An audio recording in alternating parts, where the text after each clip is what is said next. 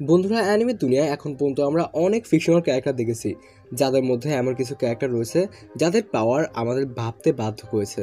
মূলত প্রত্যেকটি জনরার অ্যানিমে সিরিজে এরকম এক দুইটা ক্যারেক্টার থাকেই যাদেরকে অনেক বেশি শক্তিশালী দেখানো হয়। কিন্তু মূল প্রশ্ন হচ্ছে, অ্যানিমের দুনিয়ায় এখন পর্যন্ত সবচেয়ে বেশি স্ট্রংগেস্ট অ্যান্ড পাওয়ারফুল ক্যারেক্টার কোনগুলো? মূল কিছু অ্যানিমে সিরিজে এমন কিছু ক্যারেক্টার রয়েছে যাদের শুধুমাত্র ওই অ্যানিমে ফ্যানরা না, পুরো অ্যানিমের দুনিয়ায় অ্যাজ এ কিং হিসেবে দেওয়া হয়। আর আমি আগেই বলে দিই, এই ভিডিওতে আমি যেই ক্যারেক্টারগুলোর কথা বলবো সেগুলো প্রত্যেকটি তাদের নিজেদের দিক থেকে বেস্ট, এবং তারা সবাই আলাদা অ্যানিমে ইউনিভার্স থেকে বিলং করে, তাই কেউ কম্প্যারিজন করো না। এবং আমি কারো পাওয়ার হিসেবে লিস্ট সাজাইনি, তারা সবাই এই লিস্টের যে কোনো জায়গায় থাকতে পারে। তো ভিডিওটি শেষ পর্যন্ত এনজয় করো, আর বেশি কথা বাড়ি শুরু করা যাক আমাদের আজকের ভিডিও।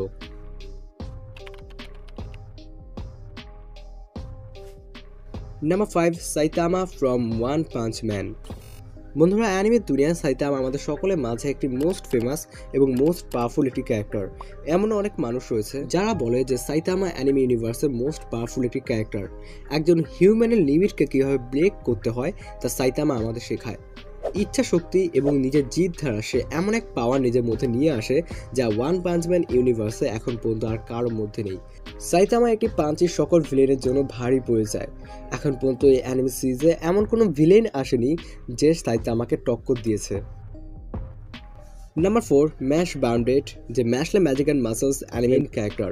ম্যাশ এমন একটা ক্যারেক্টার যার কাছে কোনো ম্যাজিক্যাল পাওয়ারই নেই, অথচ অ্যানিমে কনসেপ্ট কিন্তু ম্যাজিক নিয়ে। ম্যাশের কাছে কোনো ম্যাজিক্যাল পাওয়ার না থাকলেও সে নিজেকে এমনভাবে ট্রেন করেছে যে অনেক পাওয়ারফুল ম্যাজিশিয়ানরাও তার সাথে পায় না। অ্যানিমের মধ্যে ম্যাশকে অনেক বোকা দেখানো হলেও তার শক্তি ও অবিশ্বাস্য স্ট্রেংথ দিয়ে সকল সমস্যার সমাধান সে করে ফেলে। নাম্বার 3, সাং জিন হু, যে স্লো লেভেলিং অ্যানিমের লিড ক্যারেক্টার। তোমরা যা স্লো লেভেলিং এর মানওয়া পড়েছো তার নিশ্চয়ই সাং জিনহু এর পাওয়ার সম্পর্কে জানো। জিনহুকে অ্যানিমের শুরু থেকে অনেক কমজোর দেখানো হয়, কিন্তু একটি ইনসিডেন্টের পর থেকে জিনহু আস্তে আস্তে পাওয়ারফুল হতে শুরু করে।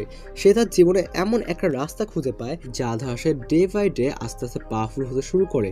পরে গিয়ে সে এতটাই পাওয়ারফুল হয়ে যায় যে স্লো লেভেলিং অ্যানিমের সবচেয়ে শক্তিশালী ক্যারেক্টারে পরিণত হয়। আর আমি অ্যানিমের সম্পর্কে তেমন কিছু স্পয়লার দিলাম না, কারণ তোমরা জানোই আমরা আমাদের ভিডিওতে অ্যানিমের সম্পর্কে এত বেশি স্পয়লার দেই না।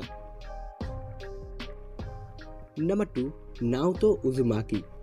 নাওতো, যে একটি নিনজা ওয়ার্ল্ড থেকে বিলং করে, যে এমন কিছু জুৎসু আয়ত্ত করেছে যা কোনো সাধারণ 4-5টা নিনজা শিনোবির পক্ষে করা, এবং সে নেচারের কিছু এলিমেন্টসকেও ইউজ করতে পারে, যেমন উইন্ড এবং ওয়াটার। আর শ্যাডো ক্লোন জুৎসু তো আছেই।